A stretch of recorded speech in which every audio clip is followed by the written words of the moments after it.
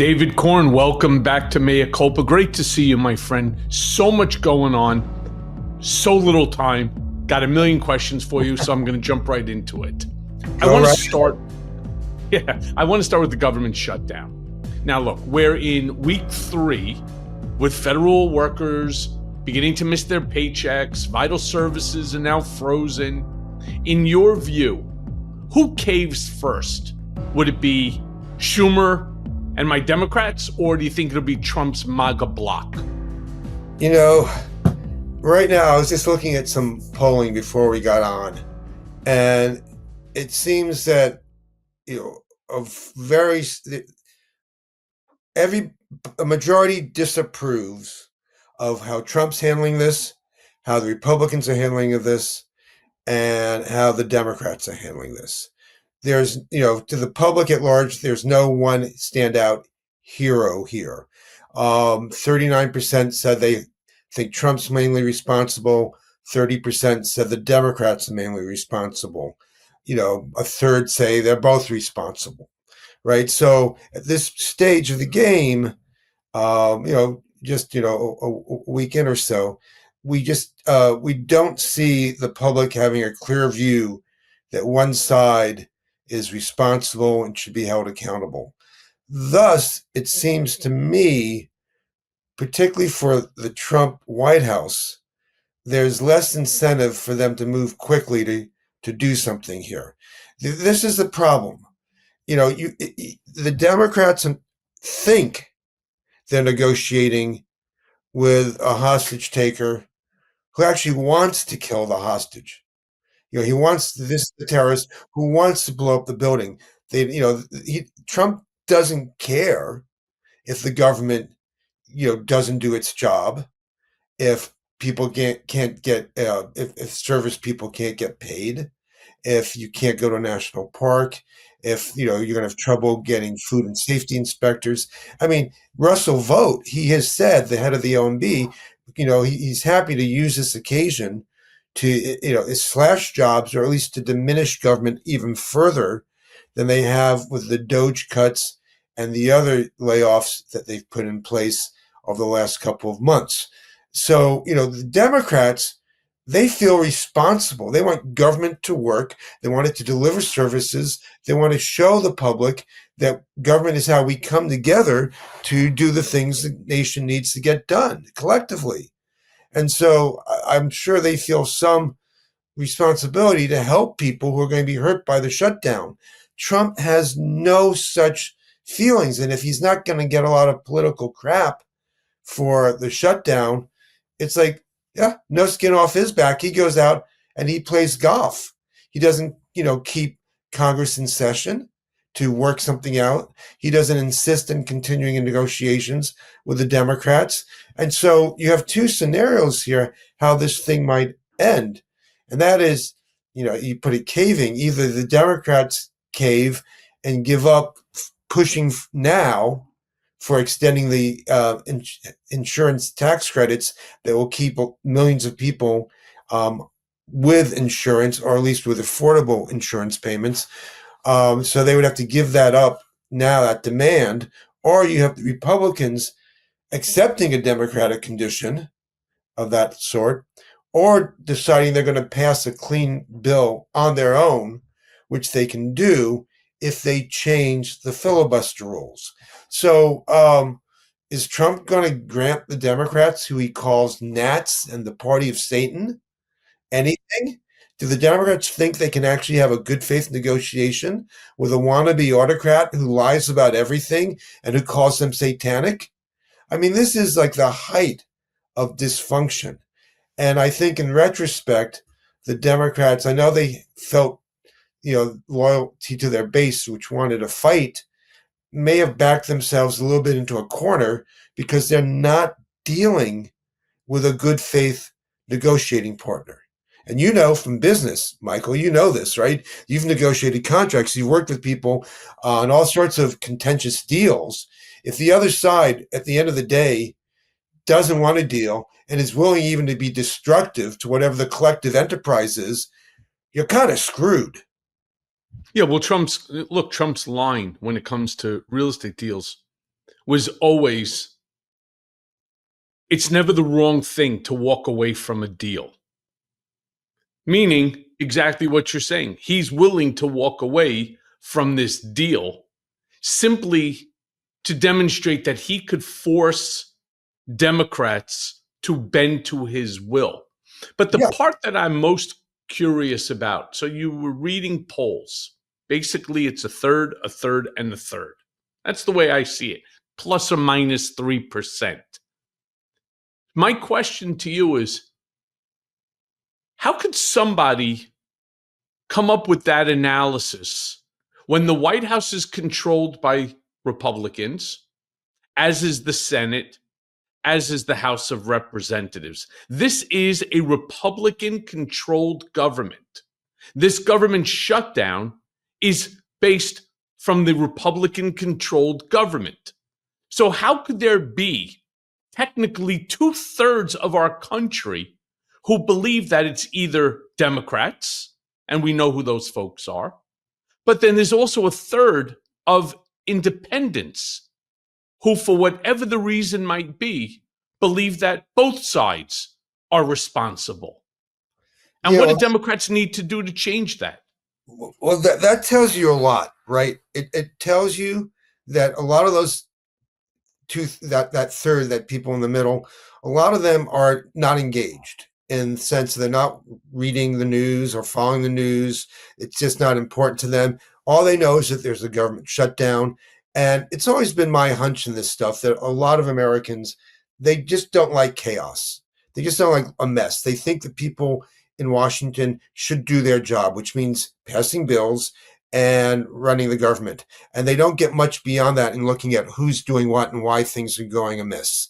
And then you have, the problem that, Trump connects with his MAGA base and creates this, this strong bond, and they're not going to believe anything other than what he says.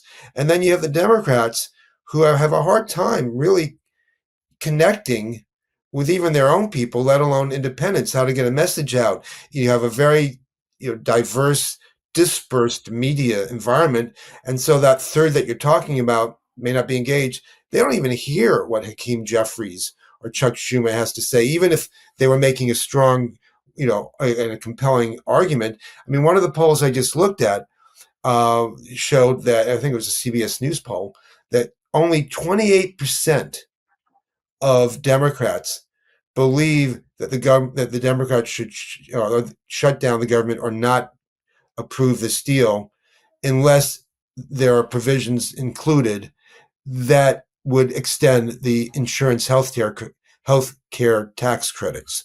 So that 28% of their own, only 28% of their own people see the logic or the reason in what they're doing here.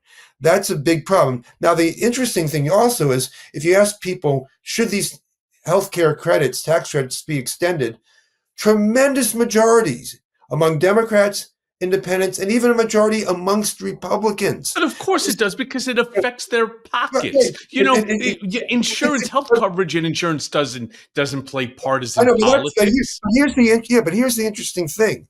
The Democrats are on the right side of these numbers in terms of the policy they're proposing. But they haven't been able to convince a majority of their own people, let alone independents, that proposal is important and is worth, this fight with Trump. Or they haven't made that connection. And I think that's because they've just done a bad job since January, February, to be polite about it, or generous about it, in setting up what's really happening in this country and going after Trump, not in individual things that Trump is doing, but showing that he's basically pushing forward the deconstruction of America. He's going after universities, the scientific community, the media, the law firms, your free speech rights, states' rights, cities' rights, all as part of his narcissistic power grab. And that this fight, and that includes, cutting off health insurance for millions of Americans.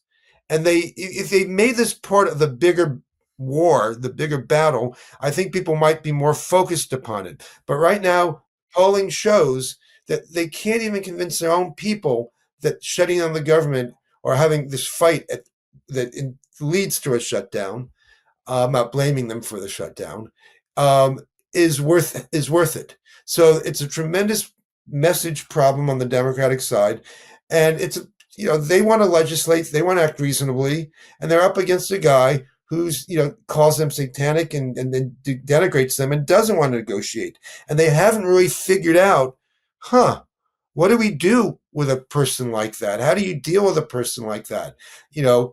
And that, I think, is the bigger problem here, and that needs solving before they can move ahead and win any legislative battles. Yeah. Well, look, let me be very clear. I've been very critical of three individuals on the Democratic side. First and foremost, Ken Martin, the new head of the DNC. Other than basically sending to me on a daily basis through my emails and text messages requests for money, I don't even know what the hell they're doing with, because I haven't seen a positive message come out of the DNC. And we have right on our side. There's 30 million Americans are going to get smashed on or 40 million on their health care. That's one. Two, Schumer. Schumer needs to fucking go. As I hate to say it, does Hakeem Jeffries. Neither of them. They both have the right message. It's just they are the wrong messenger. When I listen to Chuck Schumer, all I keep thinking is this sort of cosplay, right, of this fake anger, this rage as he stands, and Hakeem Jeffries as well with their performative bullshit, and so on. We all see through it. He has the right talking points. They're just the wrong messenger. You need somebody who's going to fight Trump. You turn around and you make a great point. Trump denigrates Democrats at every step of the way. They're Nats, they're satanic, they're child pedophiles, they're sex traffickers, they're everything. Everything bad in the world exists in Trump's eyes to anyone who calls themselves a Democrat. And yet, somewhere along the line, we know the truth. Everybody should know the truth. But the messaging is so bad. While they're talking slogans, bumper sticker slogans, or a slogan you could put on the top of a fucking hat, what are we doing? We're talking policy. People want simplicity, and they have lost that understanding of what the American people want. All three of them. And it's time. It's time you need to bring in other people. It's all about narrative. I mean, human beings, there's a reason we watch a lot of movies and TV shows and read novels. People are drawn to stories. We organize our lives around stories about ourselves, stories about our place in the world, and we learn about the world through stories. Trump has this instinctual ability to understand that, and he's manufactured stories about himself through The Apprentice and all that crap. And he understands that that's how you connect with people. He's a successful businessman, knows what he's doing, can fix the economy, all that bullshit. People, how many infrastructure weeks did he propose? How many healthcare plans has he put out? None, really. So, but he tells a story. The Democrats come out, and to your point, they go, but wait a second. Have you read our policy papers? We have a 20-point plan to make housing more affordable for people. And, the plan makes sense if you read it, and it's better than what the Republicans are proposing, but people don't really absorb that anymore. They just don't get it. You have to be able to come out and, be very symbolic in what you talk about in a way that illuminates or supports or buttresses the overall story you're telling. I've always thought that the Democrats should come out and say, America, do you like teeth? Do you want to keep your teeth? Well, of course you do. But, under us, we want to help you. We want to help people. And that means expanding Medicare to cover dental. The Republicans don't want to do that.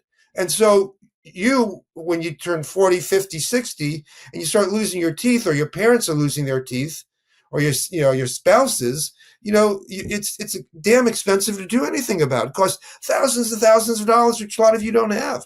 We want to deal with that. Right. Don't.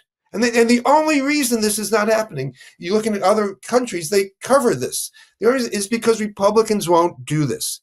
And I Yep. think you need to have messaging like that, very simple. They want to put corporations in control of your lives. They don't care about you.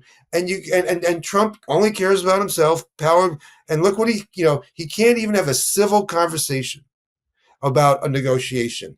And I think they just need to, speaking of teeth, to kick him in the teeth, metaphorically speaking, of course. They don't advocate violence, again and again and again and again. And that's the overarching, superstructure of Right. that you then put your message in about shutdowns and By the way, policies. that's a great message. That really is great. But it's funny because you said that he makes things up. Now he went before the Navy. He spoke about how he knew Osama bin Laden a year before the attack on the World Trade Center. Now, I was there during that time. Yes, you were. And You I were. could be I'll be very honest. I don't recall Trump ever discussing anybody the name of Osama bin Laden who was going to wreak havoc on American grounds. But you're not wrong when you say he has the most uncanny ability, maybe the greatest ever in the history of this planet, within which to make up stories and then to promote those stories and have more than half of America, and I really believe it, more than half of America acknowledge what he's saying and accept it as truth. I'll go one step further just to show you. So we're now coming to our 250th year of being the United States of America. 1776, now all the way to 2026, 250 years. And what's America going to do to commemorate this 250-year experiment called democracy? We're going to create a commemorative coin. Not a commemorative coin that shows the American bald eagle or the United States Constitution. No, fuck that. No. Minted with Trump's image on both sides of the commemorative coin. One is going to have Trump looking into eternity, very similar to the George Washington quarter, the Lincoln penny, whatever. This is Trump profile looking off into eternity. And the back of the coin, God forbid again, that it should be the bald eagle, it should be the Constitution, maybe the Statue of Liberty, maybe all three. I don't know. No. It's going to be Trump with his fist raised in the air, fight, fight, fight. Let me ask you a question. Was this commemorative coin to one man's ego say about where we are as a country? Well, it says that we're being too accepting of his authoritarian impulses.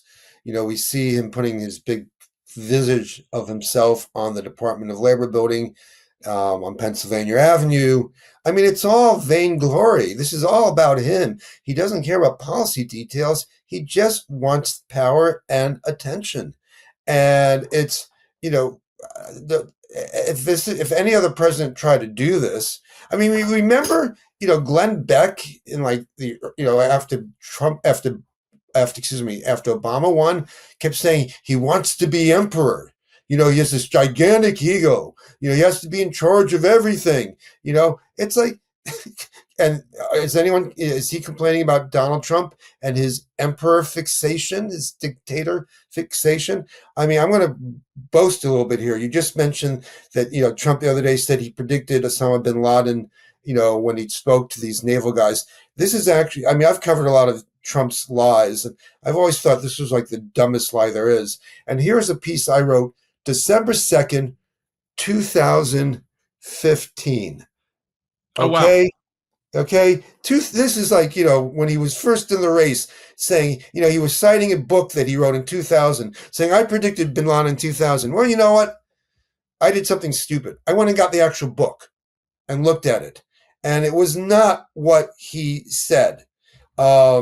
it was all about, he mentioned bin Laden in passing, but it wasn't that he said that he was going to hit 9/11 or become this major enemy. And the book also wasn't written by Donald Trump. It was written Was by this the book, The America We Deserve? something like that. Yes, it Yeah, was. I read it.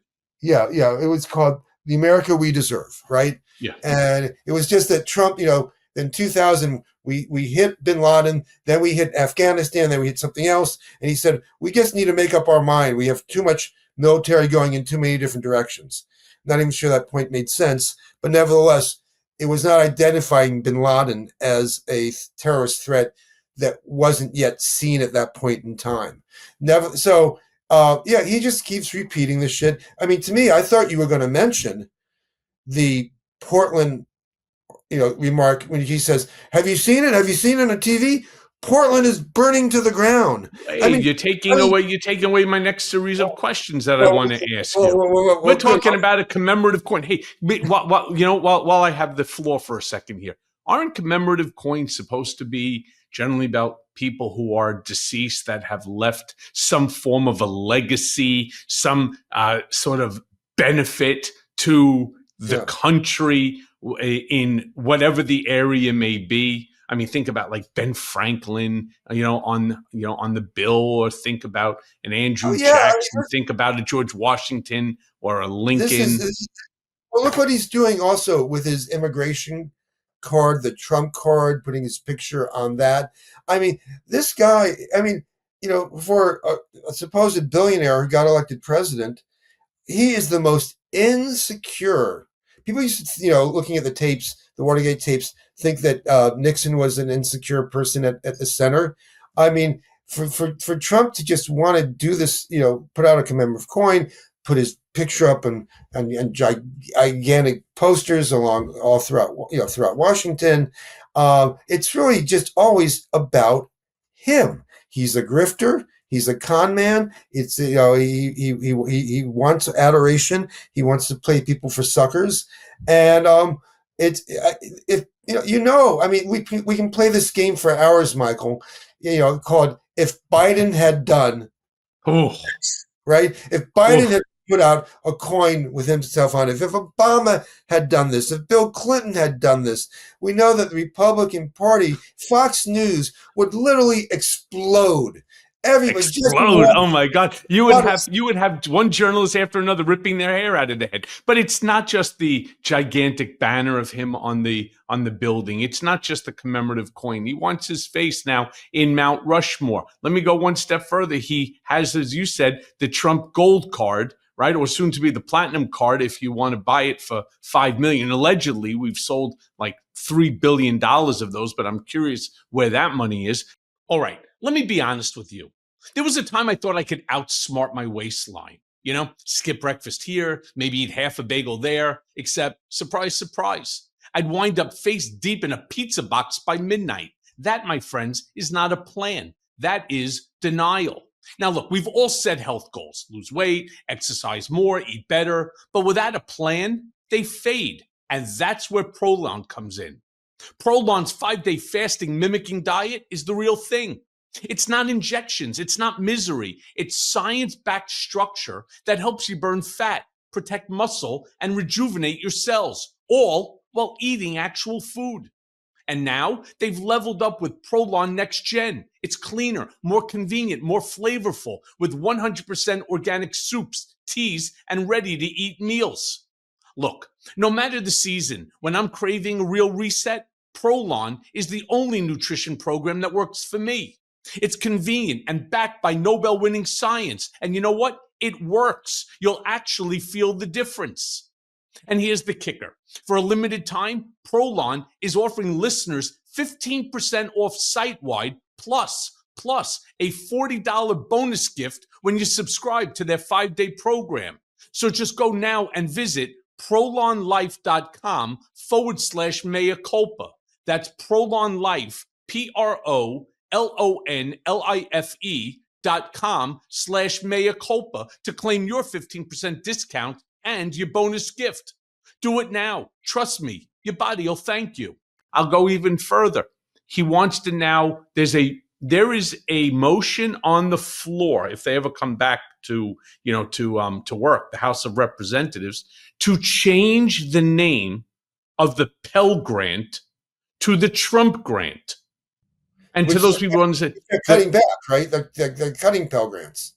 yes, but they want to change the name to the Trump Grant. I mean, it goes on and on. It doesn't just stop. How about the changing of the name from the Kennedy Performing Arts Center to the Melania Trump Performing Arts Center? I mean, it is truly amazing to see something like this. And somewhere along the line, there's a whole group of people out there, people who I even know here from the Upper East Side of New York, guys who went Ivy League, doctors, lawyers, bankers, you name it, turning around saying, yeah, I don't see a problem with it.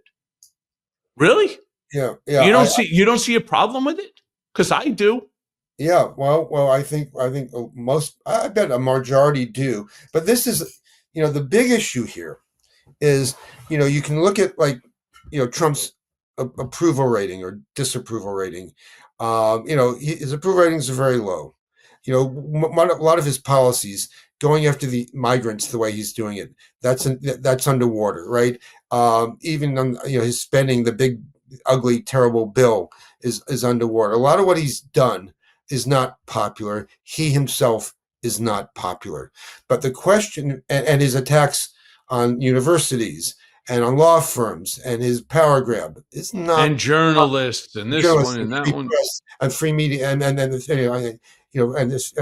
and free speech rights. So it's all unpopular. The question really is for us as a society is, what are you going to do about it? I mean, if people don't like it, but kind of still accept it or stay disengaged and don't pay attention enough to know how to push back, fight back, and that, and whether you like it or not, electorally, it means supporting Democrats, even if you are not a fan of the Democratic Party.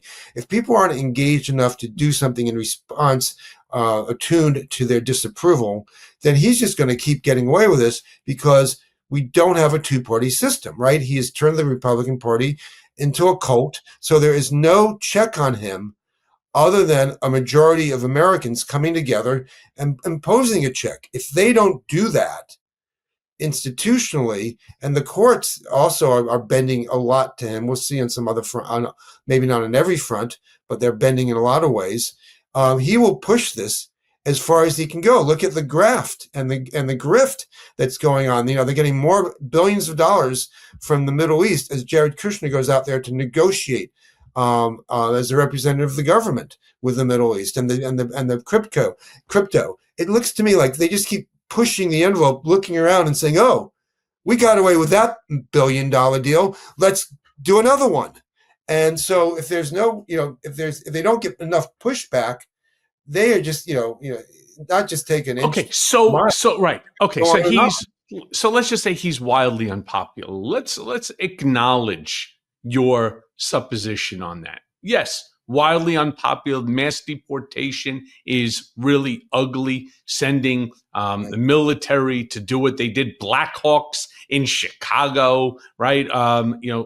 Scaling down ropes into communities, pulling people, 37 arrests with a gigantic operation like that, right? I mean, the whole thing is just ridiculous. But you know who's also wildly unpopular?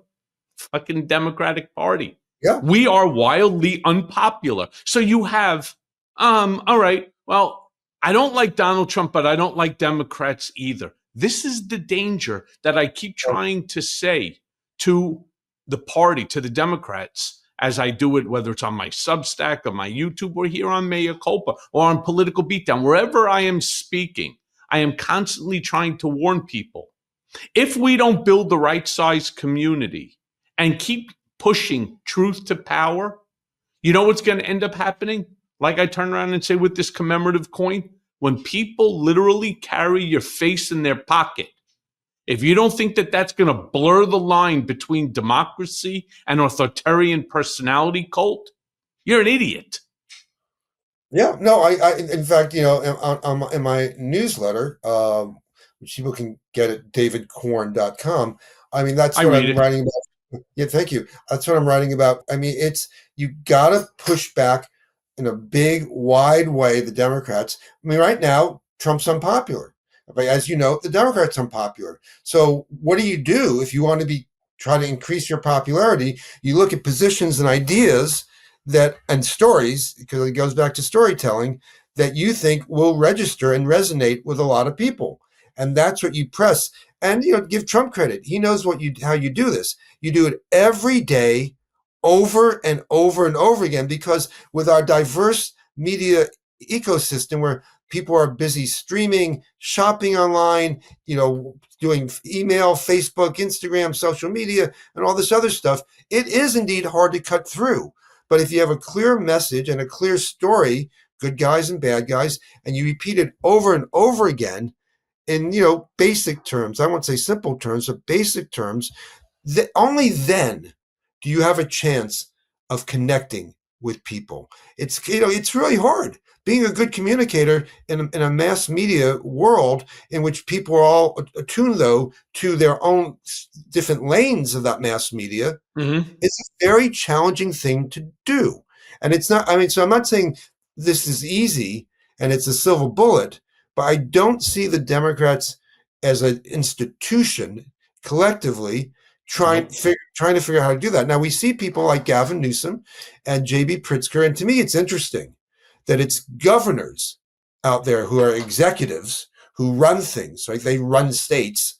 And Gavin Newsom runs a state that's bigger than every country out there except 4, who are figuring out how to challenge and confront Donald Trump, while the legislators back here in D.C., Chuck Schumer, Hakeem Jeffries, and all the people they represent. Remember, they only have these jobs because Democratic senators and Democratic members of the House support them in these positions. They get bogged down. They can't really figure out how to get a good message out. But a governor has more of a platform and is more confrontational. And he's not trying to negotiate with Trump.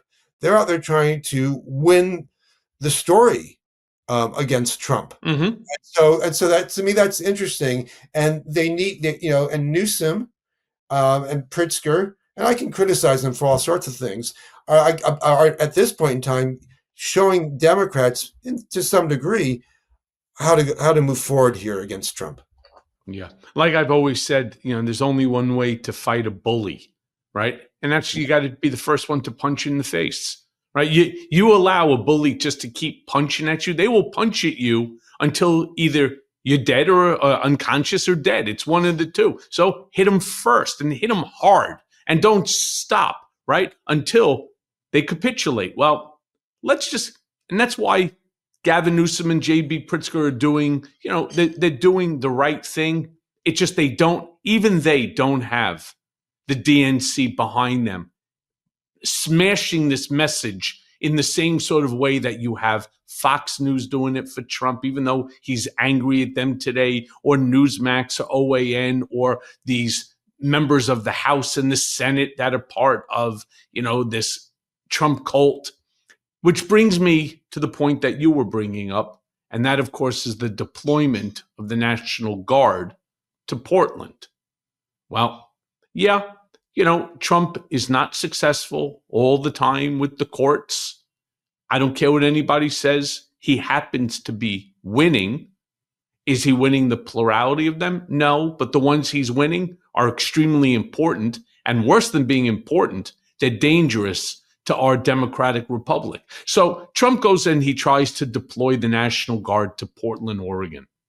For what purpose? Shut down alleged protests. According to him, Oregon's on fire. It's burning. The whole fucking place is burning down to the ground. It's a complete and total disaster. Federal judge turns around and says, I don't think so, pal. And he temporarily blocks him from doing it. Question I want to ask you. Need somebody to give my audience, my listeners, some real sound advice here. How big of a warning shot is this to his power grab? Well, we'll get to that in a second. To me, the stunning thing here is Trump is out there on his, when he went to speak to Navy cadets saying Portland is burning. Look at the images. Look at the images. Portland is burning. You look at the images. Portland is not burning. I mean, there are like a couple dozen protesters outside one ICE facility, and a couple times there have been scuffles with police and others out there, but nothing is burning. I mean, you go throughout Portland, and they have their musicians in the street, their street festivals. It looks pretty lovely this time of year. They're getting less rain than usual. I mean, it's not. It's. I mean, imagine if we had a president who came out and said, "Yesterday, a UFO spaceship landed next to the Oval Office. An alien came out looking like Sylvester Stallone. He grabbed me, put me in the ship, took me to a mothership. They submitted me to all these testing and probing. And when I came back, my schlong was 15 inches long." If someone said that, the president said that, you'd say, it's 25th Amendment time. This guy is crazy. He's nuts. He's either the biggest liar we've ever had or completely delusional. Now, Trump saying Portland is on fire and burning to the ground is akin to that sort of story. And yet, he says it, the media reports it, the media might even say, well, there are no fires in Portland, he's not telling the truth. But the import, the absolute craziness of him saying something like that doesn't really get conveyed. And we have this sort of, well, that's just Trump being Trump. And we've kind of lost the ability to hold him accountable, or at least see him for this, this demagogic authoritarian who will say anything. It doesn't matter if it's true or not. So he's saying this, and that's the reason for deploying troops. A judge comes along and says, all the facts you submit to support your deployment of troops are not facts. It's just not true. And I'm going to say no. Now, we've seen appeals court and the Supreme Court, reverse decisions like this. And we're going to see how far this goes. I mean, this is all on the basis of a demonstrable, highly obvious lie. And we find that our institutions, whether it's the media or the courts, are just not always up to the task of reining in a crazy demagogue. Okay, so let me stop you there for one quick second, because there really are two scenarios, and only two scenarios here. The first one is yours, that there's something mentally wrong with him, that it's delusional, and maybe, it's time for the 25th Amendment. But I have another supposition here. What if he's actually not delusional? He knows exactly what he's doing. And you say, okay, Michael, well, what the hell is he doing? You know the guy better than any human being alive, right? Yes, right? Oh, yes. I actually know him better than any human being should know another human being that's not themselves. What if I say to you that Trump is testing martial law on a smaller scale? He's sending these troops against American citizens, despite the fact it's illegal pursuant to posse comitatus, but he's doing so under the guise of law and order. And everybody, you included, David, want law and order in America. And so, well, it's batshit crazy. And there are no buildings burning, and this isn't a massive riot. And it's his definition of law and order. 10 people standing there with homemade banners in front of an ICE detention facility, screaming, "Stop the deportation now." He's doing this. This is him testing martial law. It's only one of two things. So which one do you think it is? Well, it could maybe be a little bit of both. He seems to not be able to discern reality always. And so he's confusing pictures of Portland during BLM demonstrations 5 years ago with what is happening now, or people are telling him, or who knows what Stephen Miller is putting in front of him. But he's certainly not taking care to figure out what really is happening. And because he sees it as you put it, as an opportunity to basically exert his power. And it could be with a very, very specific plan in mind. I want to use troops now so I can use troops later, maybe around election time in 26 or 28, or maybe just to to take over more cities and just amass more power. It's certainly, I mean, he told, I mean, he is doing this for a reason, for a greater reason than Portland. He told the military commanders when he went to had that meeting with all the admirals and generals, pep rally, that Pete Hegseth, the pep rally with no pep, because they just sat there, right? Because they were not going to applaud these guys, and they shouldn't have. They don't like which, by the way, will come back to haunt them. But go ahead. Well, yeah, probably.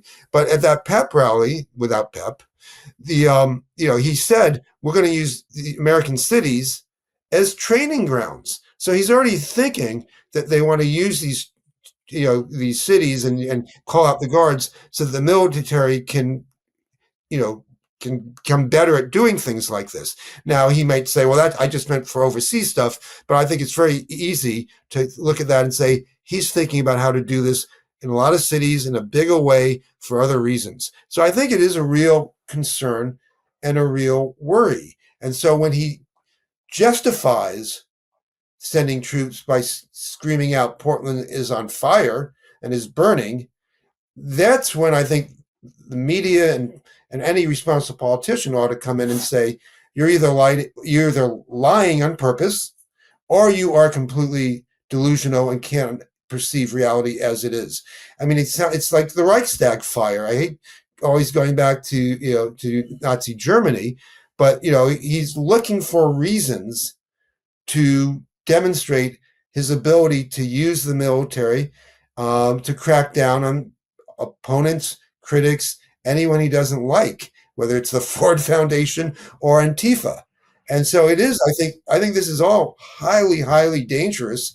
And why, going back to our original point, Michael, why if the Democrats can't get a grasp on this and tell this narrative to counter his narrative, we're in a lot of trouble. Oh, with that we are. And like I've also been saying very vocally, if the appeals court green lights, because Trump lost, as we were talking about, the ability within which to deploy the National Guard there in Oregon, if the appeals court actually reverses it and they green light this plan, we can all kiss our right to protest in any city. In any city that Trump decides is too radical for his liking, we could kiss that goodbye. And I have been warning this country since the very first term when Bill Barr, which I have to imagine was done with somebody's acquiescence, when they violated my First Amendment constitutional right, demanded I sign a document that prohibited me from speaking to the press, writing a book, publishing a book, speaking about the book, doing television, or preparing for a documentary. They then remanded me back to prison. Now, of course, my habeas corpus petition freed me, but not before, more solitary confinement. My biggest fear, and I said it years ago and I'm saying it again today to all of my listeners, this is not a joke. Any place that this administration, whether it's Trump who's doing it, or Stephen Miller, or Russell Vought, or Tom Homan, or Kristi Noem, or any of this rat pack, any of them believe that whatever it is that you're saying is too radical for their liking, they will shut your ass down and they will throw you in prison. Because they want to imprison everybody. That I think that is the goal they're working towards, the end of dissent, right? They're trying initially to do it with intimidation, They're intimidating the law firms. They're intimidating universities, some of which have bent, and we're waiting to see what Harvard is going to do. We see Trump going after, big media operations, CBS News, ABC News, and the Wall Street Journal, the New York Times, and others, all about, suing and getting money or just intimidating them. They're going to, they're going to go down a list, whether it's a formal list or not a formal list, and go after voices on social media, smaller media outlets, nonprofit media. It's we've only we're not even through the first year here, right? So they have others in their sights.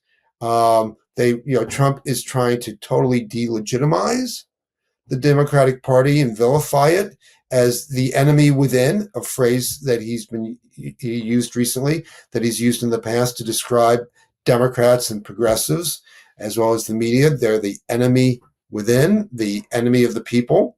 You only say those things so that you can, delegitimize and undermine them and set up the foundation for legal actions against them. They're the criminal prosecution of James Comey, and they're trying to do this with other Trump critics who served in past administrations. And even if they, the indictment of Comey is just pure trash. And if I've been reading indictments for decades as a journalist. I've never seen anything. It's like an eighth grader wrote this, and I don't think the case is going to hold up. There's nothing like a health scare in the family to slap you across the face with reality. A buddy of mine passed unexpectedly just a few weeks ago. No plan, no insurance, and his family was left scrambling just to keep the lights on. And I thought to myself, if that happened to me, what the hell would my family do? And that's when I realized protecting your family's future, it's not just smart, it gives you peace of mind so you can actually live in the present. Because the truth is, being a breadwinner means if you're gone, so's the paycheck. Mortgage, tuition, bills, they don't just disappear. And here's the good part. Ethos is an online platform that makes getting life insurance fast and easy to protect your family's future in minutes, not months. No complicated process, no medical exam, just a few health questions, and you can get a quote in as little as 10 minutes. Same day coverage without even leaving your house. I mean, some policies are as low as $2 a day. As of March 2025, Business Insider even named Ethos the #1 no medical exam instant life insurance provider. And 3 million families have already trusted Ethos to help them find the right coverage. So here's what you need to do. Protect your family with life insurance from Ethos. Get your free quote at ethos.com/Cohen. That's ethos.com/Cohen. Application times may vary, rates may vary. Sample rate for a 10-year term life policy for 35-year-old healthy, non-smoking male. So don't wait. Tomorrow isn't promised, but you know what is? Peace of mind. You know what's worse than a hangover? Nothing. Nothing's worse than a hangover, except maybe karaoke videos of yourself that you don't even remember recording. And that's why I ditched the booze and started reaching for Soul's out of office gummies. Same light, happy buzz, but no pounding head, no sugar crash, and no next day detective work trying to figure out who you texted at 2 in the morning. Soul is a wellness brand that makes feeling good fun and easy. Their out of office gummies, they hit the sweet spot. Mellow, creative, relaxing, without the drama that comes with alcohol. And here's the best part. You can choose your vibe. They've got 5 different strengths, from a gentle microdose to a more elevated experience. It's like picking your playlist, except this one won't end with you singing Bon Jovi into a shoe. And if gummies aren't your thing, Soul's got a refreshing alcohol-free beverage that's perfect for winding down or hanging out with friends. All the fun, none of the fuzzy aftermath. I mean, everything's made from organically farmed, USA-grown hemp. Vegan, gluten-free, low sugar, federally legal. Basically, it's guilt-free good vibes. So bring on the good vibes and treat yourself to Soul today. And right now, Soul is offering my audience 30% off your entire order. So go right now to getsold.com and use code Cohen. That's getsold.com, GETSOUL.com, with promo code Cohen, COHEN, for 30% off. And trust me, this is the only buzz where the only thing you'll regret is not trying it sooner. But one point of all this is to intimidate and create a chilling factor for everybody else. So if you're in the FBI now and you have the opportunity to investigate anybody or anything that might be connected to Trump, a crypto scam, let's Google the guy. Oh, he went to Mar-a-Lago, or a corrupt politician. Oh, let's Google the guy. Oh, he's a big fan of Donald Trump. Or this business guy, he's a donor to Donald Trump. If you're in the FBI and you get a lead on something like that, you'd be crazy. Absolutely crazy. You're right. Either you fall in line with Trump or you risk being the next target.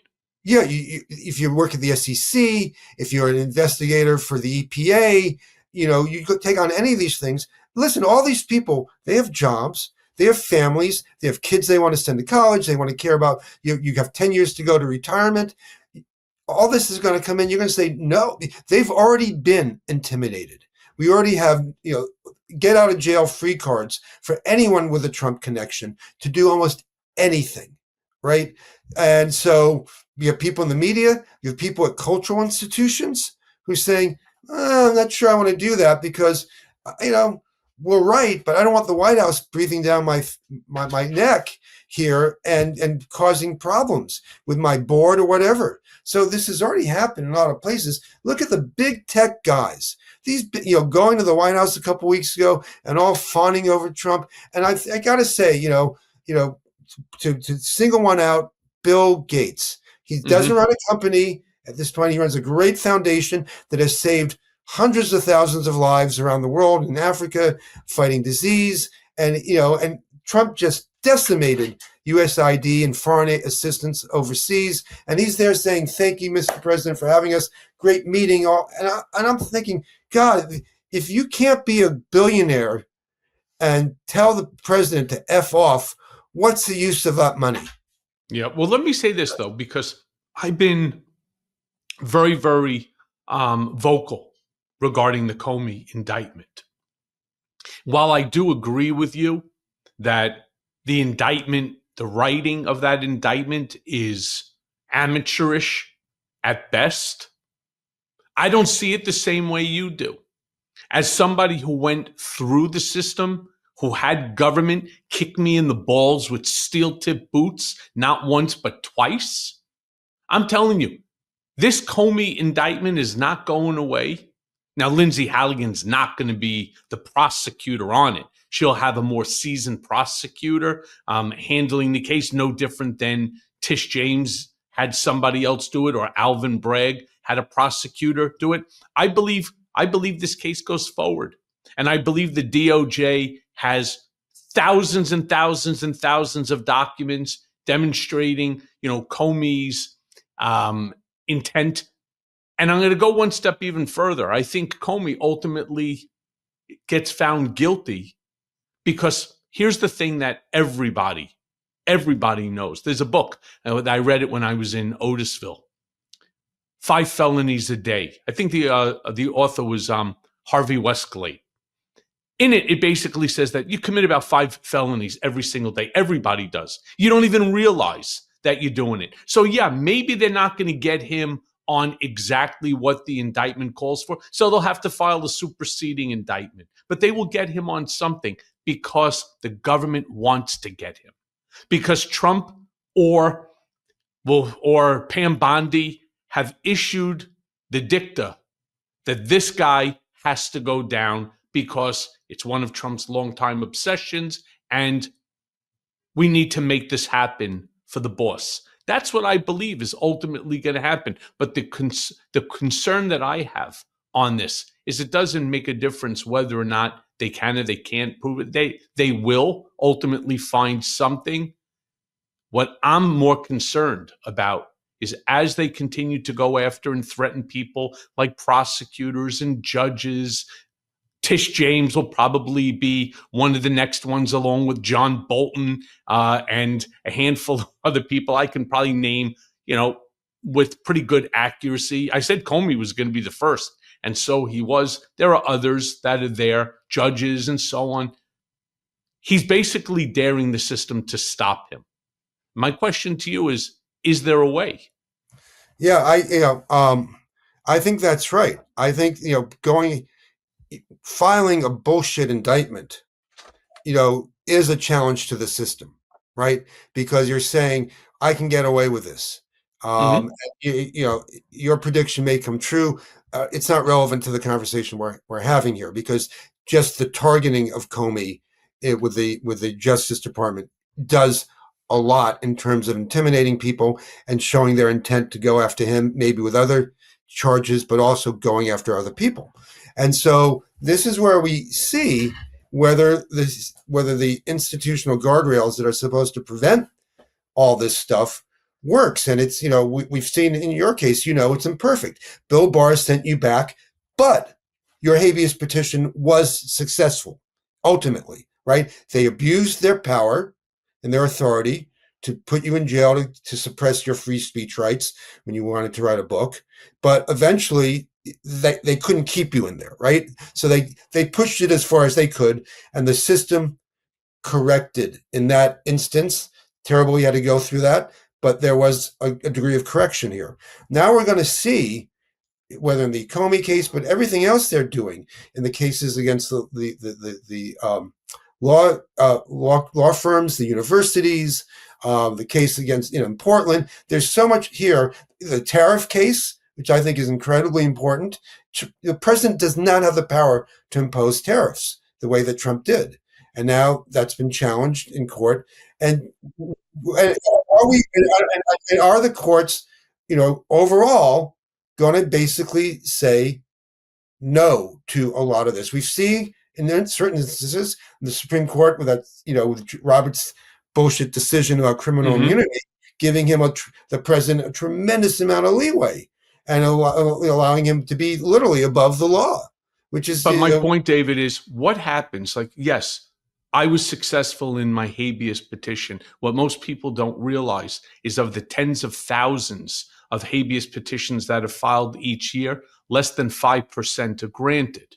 Right. Forgetting about the emotional damage, the mental damage that comes along with bringing you up to 51 days of solitary confinement, right? No movement at all. 3 days, they didn't even fucking feed me. I'm not even going into the scars that get left to you. I was fortunate.